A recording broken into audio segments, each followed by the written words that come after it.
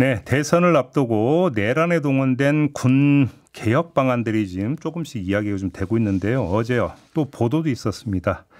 방첩사를 해체 수준으로 개편하는 방안을 더불어민주당 안보특위에서 마련을 했다. 이런 요지의 보도였는데요. 관련 이야기 이분과 나눠보겠습니다. 김병주 더불어민주당 최고위원 모셨습니다. 어서 오세요. 네, 안녕하세요. 어제 네. 조선일보 보도를 보면 민주당이 방첩사를 세 개의 주요 기능으로 나눠서 쪼갠다. 네. 이런 방안을 안보특위에서 마련을 했다는 보도를 했었는데 맞습니까? 안보특위에서 마련한 건 아니고요. 정식적으로 그건 세미나에서 아이디어 차원에서 참석자분 중에 어떤 분이 그런 방안을 제시를 해서 이렇게 하는 게 어떻게 하냐 아이디어 제출 차원? 네, 예. 그래요? 그렇지만 뭐 큰 방향에서는 사실 방첩사나 정보사나 이번에 내란의 주체 부대였잖아요. 그래서 어떤 형태로든 개혁을 해야 되는 필요성, 당위성은 다 공감하고 있고요. 강론에서 어떻게 할 건지는 아직 구체화된 바는 없습니다. 그럼 아직 당안이 아직은 뭐 도출이 된 건 아니다. 네네. 그러면 의원님 개인 견해는 어떠세요? 어떻게 개혁을 해야 된다고 생각하세요? 저는 사실 이번에 특히 내란과 관련된 조직들 있잖아요. 방첩사, 정보사 이런 데는 좀 대대적인 개혁이 필요하다고 봐요. 사실 방첩사, 정보사는 국가 중요 자산인 일이기도 합니다. 네. 그렇다고 뭐 해체하고 뭐 이런 거는 바람직하지 않고요. 네. 정치에 휘둘리지 않고 지금처럼 구태타나 이런 데 관여할 수 없게 만드는 시스템을 만드는 게 좋죠. 규정이나. 그러니까 일단 방첩사 같은 경우는 계속 문제가 되는 조직이잖아요. 그러니까 전두환 신군부 세력의 그러니까 어찌 보면 거점 역할을 했고 12.12 쿠데타의 핵심이었고. 그렇죠. 그다음에 박근혜 정권 때는 그때 이름이 기무사였었는데 이른바 그 개헌 문건을 작성한 곳이 또 그 지금의 방첩사고 안보 지원사로 바꿨다가 또 방첩사로 바꾸고. 그 이번에 또 방첩사 이름 또 돼가지고 또 이 내란 사태에 가담을 했고. 이게 뭔가 좀 구조적인 문제가 있다고 봐야 되는 겁니까? 어떻게 봐야 되는 겁니까? 구조적인 문제가 있죠. 사실 방첩사가 그만큼 군의 비중이 크다는 겁니다. 방첩사는 사실 군의 자체로 일어난 구태타를 예방하고 자정 기능이잖아요. 오히려 그 기능을 해야 되는 거죠. 네, 하기 때문에 모든 군을 그 정보를 수집이 가능한 부대가 방첩사거든요. 네. 손금처럼 군의 움직임을 볼 수 있는 조직이 방첩사인데 그러니까 이번 내란이나 이런 데도 그런 방첩사의 도움 없이는 하기 어려운 구조거든요. 방첩사를 잡지를 못하면 이른바 쿠데타라고 하는 것들은 성립이 안 되기 때문에. 네, 그렇죠. 친위 구태타든 무슨 구태타든 현 시스템은 방첩사 조직을 활용하지 않고는 어려운 구조거든요. 쿠데타를 모의하는 세력에게는 최우선순위가 방첩사 확보. 네, 모든 군의 정보를 손금처럼 볼 수 있으니까. 그래서 사실은 문재인 정부 때 방첩사를 개혁하면서 기능을 축소하고 규모를 축소해서 어느 정도 그런 것이 됐었는데 윤 정권 들어와서 또 방첩사를 대대적으로 늘리고 그랬잖아요. 그래서 사실 방첩사의 기능은 좀 줄여야 되고요. 그리고 또 법과 규정도 정비를 하고 또 일부 군 내에 있는 기능은 군 내로 흡수를 하고 그런 것들이 필요한데 그렇다고 뭐 해체 수준까지 가는 건 전 바람직하지 않다고 보고요.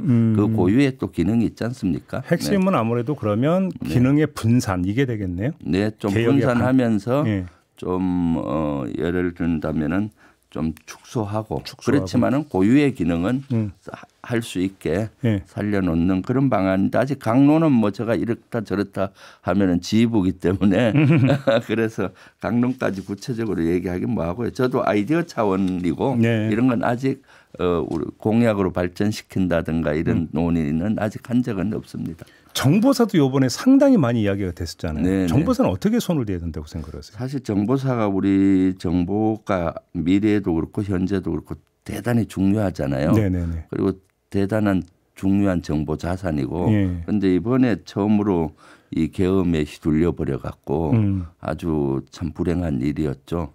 그래서 여기도 정보사의 고유 기능은 살리되 이런 데 휘둘리지 않게 어떻게 할 것인가 그거는 좀 더 고민이 많이 필요한 부분입니다. 일단 좀 그 기억을 더듬어 이른바 오비들 있잖아요. 오비들. 오비들 문제를 어떻게 풀어야 된다고 생각하세요? 제일 중요한 것은 정보사가 사실은 현역 그건 큰 문제가 없다고 보는데 이 전역한 오비들이라든가 전역한 또 정보사 출신들과 커넥션이 계속 있다는 것이 노상훈이 그런 경우잖아요. 네. 지금 왜냐하면 정보는 좀 연속성이 있잖아요. 네네네. 전역하더라도 정보 기능에 자기 조직을 갖고 있었던 사람들이니까 그런 사람을 활용하면 정보 수집이 쉬워서 자꾸 연계성을 가지다 보니까 전역한 정보맨들이 계속 영향력을 행사하잖아요. 네네. 그런 고리를 끊는 것이 중요하다고 봅니다. 그 정보사 얘기했으니까 어제 나온 뉴스 하나 좀 확인 좀 부탁드리겠는데요. 그 12.3 내란 직후에 그때 제기됐던 의혹 가운데 하나가 이 블랙 요원들에게 청주공항 폭발을 그 지시를 했다. 그리고 이들이 지금 복귀를 안 하고 있다. 이게 제기가 됐었잖아요. 네, 그렇죠. 근데 이게 그 이 제보자를 지금 색출하고 있다는 보도가 어제 나왔거든요. 네. 혹시 관련해서 파악한 내용이 있습니까? 네, 그때 제보했던 불행 요원들이 그 제보했던 국회의원, 그 지역 국회의원, 의원한테 다시 또 제보를 했더라고요. 본인들이 좀 고통을 겪고 있다. 제보자가 누군지 색출 작업도 그 조직 내에서 하는 것 같다.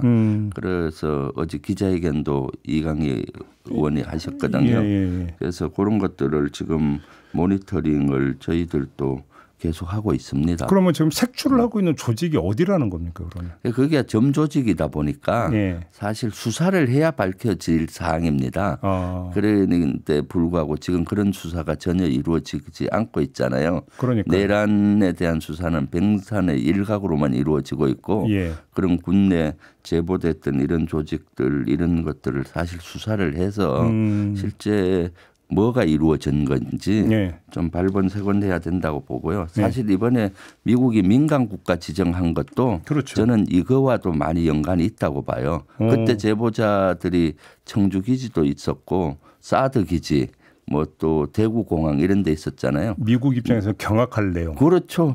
사실 청주 기지도 F-35 그 스텔스기가 있는 그 기지고 거긴 또 미군들이 일부 또 주둔하고 있거든요. 그러니까 미군들이 이런 정보들이 경악을 하는 거고 그러니까 한국 현 윤 정권이나 이런 정권들을 믿을 수가 없다라는 결론이 날 거 아닙니까?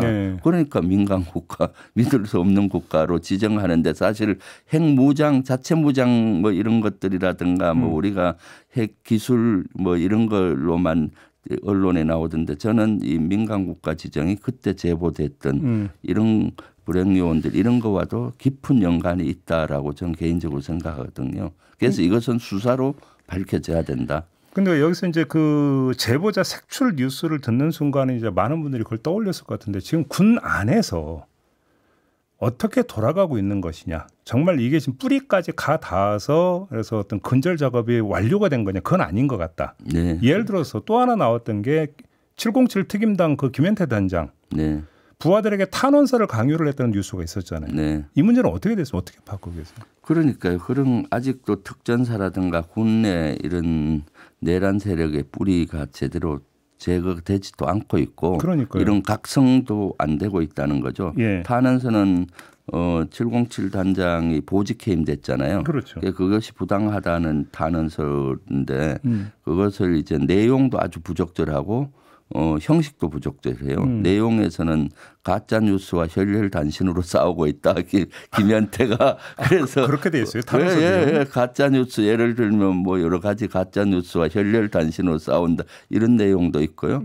그리고 그것이 강압에 의해서 거기 707 단원들 이름을 넣고 한다고 하잖아요. 강요. 그런 두 가지 다 문제가 있기 때문에 저는 국방부 차관한테 이거 조사하고 관련자들을 처벌해야 된다라고 했죠. 707 내에 그 밑에 있는 간부급들이 아직도 정신을 못 차리고 있는 거죠. 그러니까 뭐 지금 예를 들어서 뉴스토마토 기자를 그 국회 앞에서 체포를 시도를 했다든지 MBC 기자도 마찬가지 위협적인 어떤 그런 모습을 보였고 현장에서 벌어진 일이잖아요. 근데 이거에 대해서 뭐 수사가 아직까지 거기에 안 닿아 있는 거잖아요. 그렇죠. 사실은 707 특전사령관하고 일부만 지금 수사를 하는 거고 그러한 것들이 이루어지지 않고 있어서 사실 내란 관련 수사는 저는 빙산의 일각이라고 봅니다.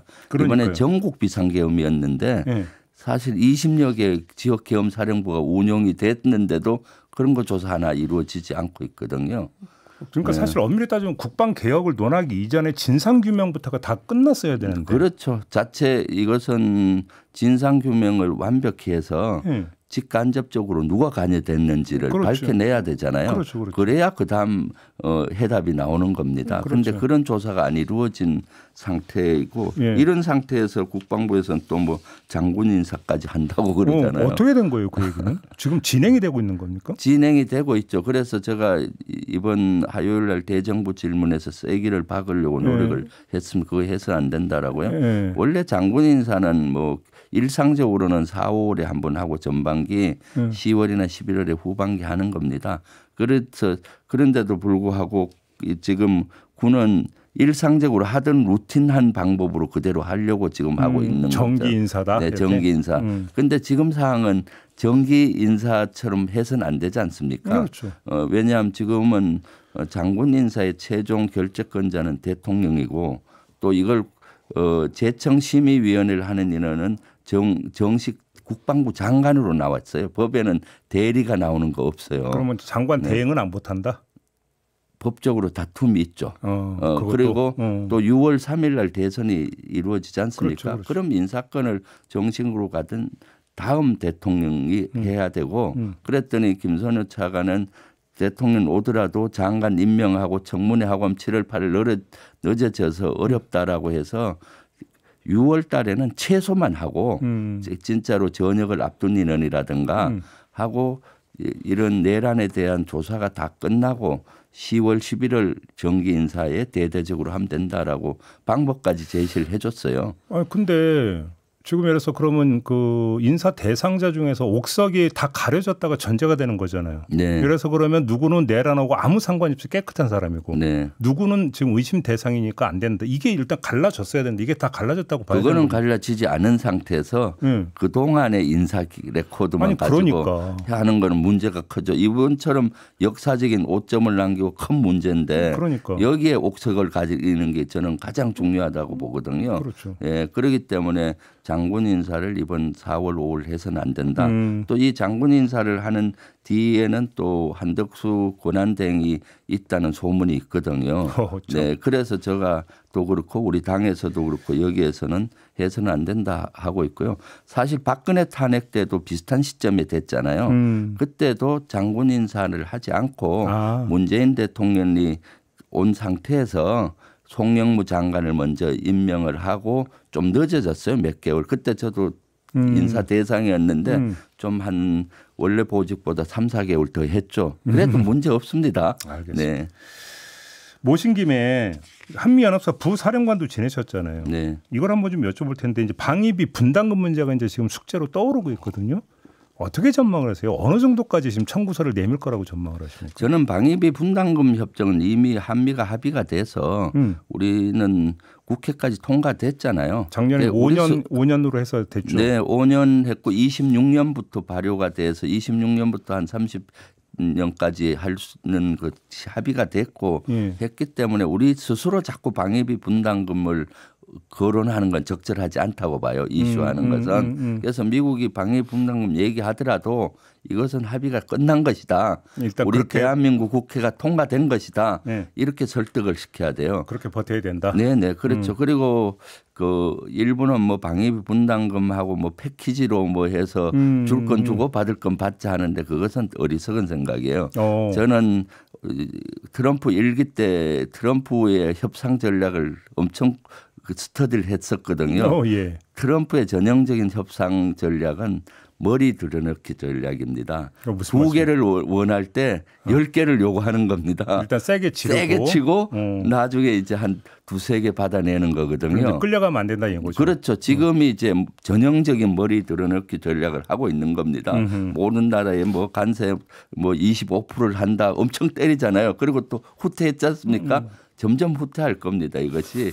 그런데 제가 우려되는 거는 한덕수 권한대행이 뭔가 관세 협상을 주도하면서 하려고 할 거예요. 하고 있지 않습니까? 여기서 지금 막 뭔가 결론을 내리려면은 머리 들여넣기 전략이 10개 요구하면 10개를 줘야 되는 겁니다. 이거는 인내를 가지고 설득시키고 해야 되기 때문에 알겠습니다. 최종 협상 타결은 다음 정부에서 해야 네. 된다 봅니다. 모신 김에 하나 더. 지금 그 여야 후보 가리지 않고 용산 대통령실에는 안 들어가겠다. 네. 이런 목소리가 많이 나오잖아요. 네.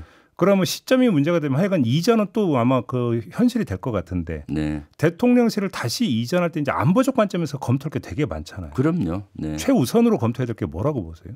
실제 저는 대통령실 이전 3년 전에 할 때 가장 반대했었습니다. 네. 용산으로 갈 때 네. 안보적인 취약하다.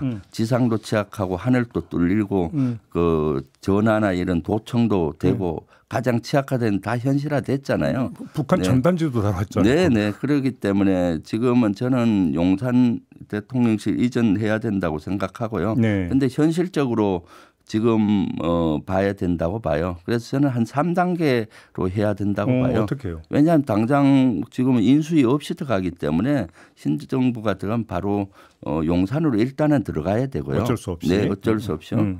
들어가고 일단 청와대를 한 6개월 정도 리모델링을 해서 하면은 한 6개월 정도 리모델링도 하고 보안 점검도 하고 조금만 보수하면은 자연스럽게 청와대로 들어갈 수 있고. 그 2단계고. 네, 2단계고 이제 세종시로 갈 것이냐 이런 거는 국민적 공감대와 헌법도 개정하고 그런데 하려면 몇 년이 걸립니다. 알겠습니다. 그런데 만약에 청와대로 돌아간다면 보안 문제나 이런 것들은 얼마든지 보안이 금방 정비가 되죠 사실은. 그건 어려운 문제는 아닙니까? 네네. 지금도 청와대를 전부 개방한 것이 아니고 그렇죠. 일부만 개방했고 지금도 영빈관이나 일부는 쓰고 있잖아요. 그렇죠. 그렇죠. 네. 그래서 현실적으로 청와대 돌아가는 게 일단 현실적이다. 네, 신정부 들어오면 가장 급한 게 뭡니까? 내란 종식하고 그렇죠. 무너진 헌정 질서 바로 세우고 민생 해야지. 대통령실도 이전 갖고 윤 정권 때처럼 요란하게 거기에 에너지를 뺄 시간은 없죠. 알겠습니다. 네. 오늘 말씀 여기까지 들어야 될 것 같습니다. 네. 고맙습니다, 의원님. 고맙습니다. 네, 김병주 민주당 최고위원과 함께했습니다.